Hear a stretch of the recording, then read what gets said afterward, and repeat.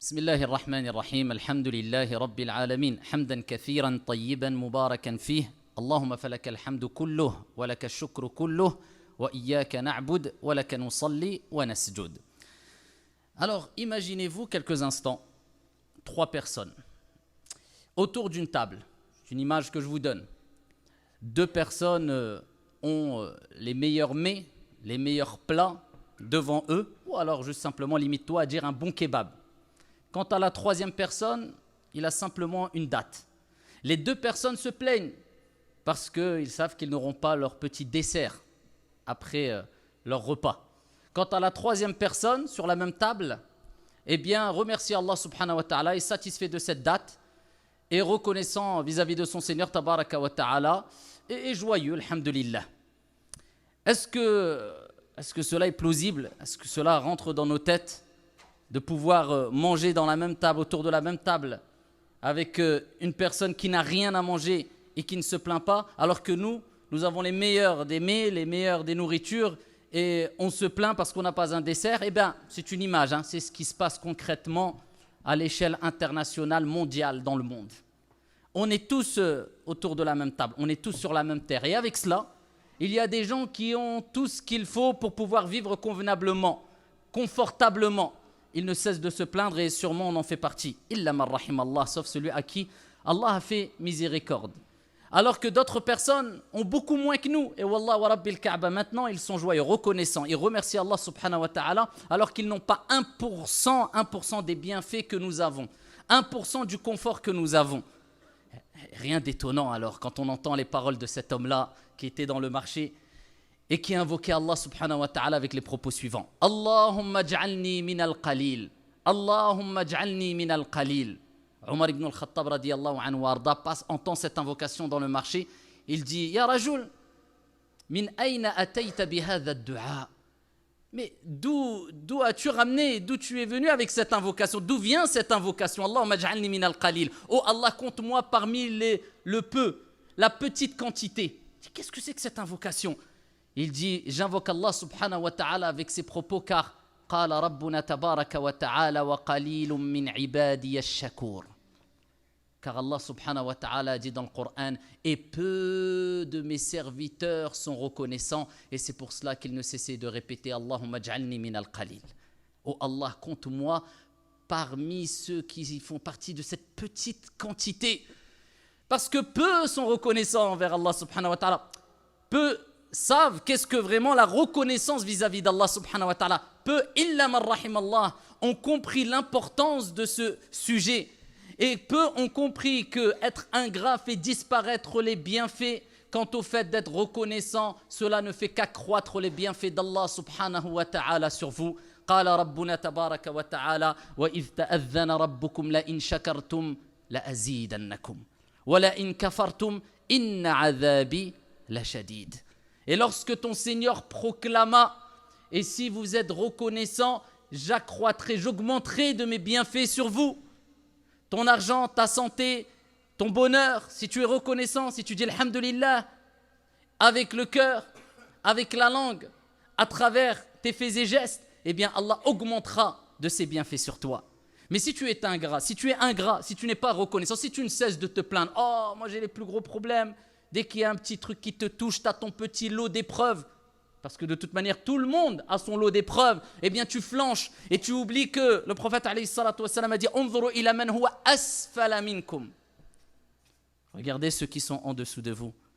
Pas pour les actes d'adoration où on doit se concurrencer dans le bien. Là, non, mets la barre haute. Regarde ceux qui sont meilleurs que toi. Non, mais dans le dunya, dans les bienfaits mondains, regarde ceux qui sont en dessous de toi.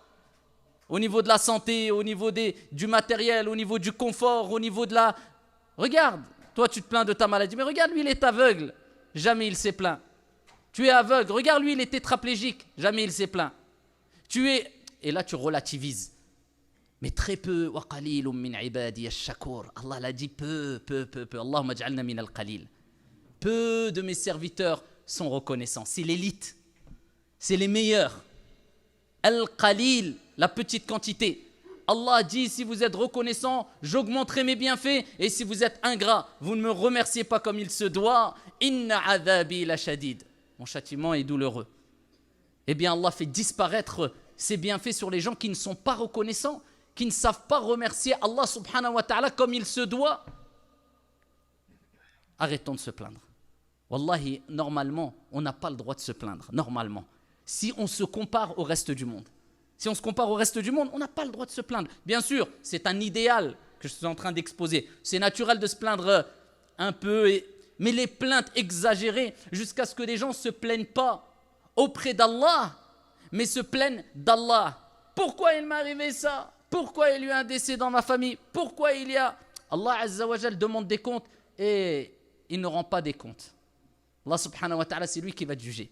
C'est pas toi qui va juger Allah subhanahu wa ta'ala. Allah Azza wa Jal, c'est Al-Hakim, le sage. Et Al-Hakim, le juste par excellence. Sa justice n'est que sagesse. Que tu le comprennes ou pas. Derrière chaque décision divine, il y a une sagesse. Que tu la comprennes ou pas.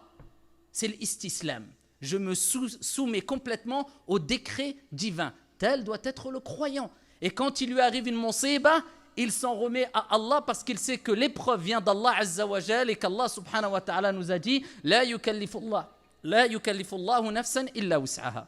Allah ne donne pas une âme une charge au-dessus de sa capacité. Et il sait que Allah a dit Wasbir wa ma sabruka illa billah. Et patiente. Et Allah rappelle que tu ne pourras patienter qu'avec l'aide d'Allah. Donc au moment de l'épreuve, il dit Inna lillahi wa inna ilayhi raji'un.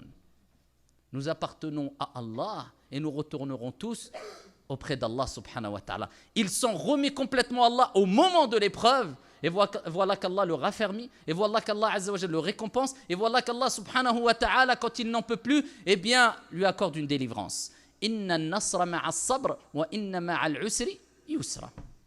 Le secours vient avec quoi? La patience.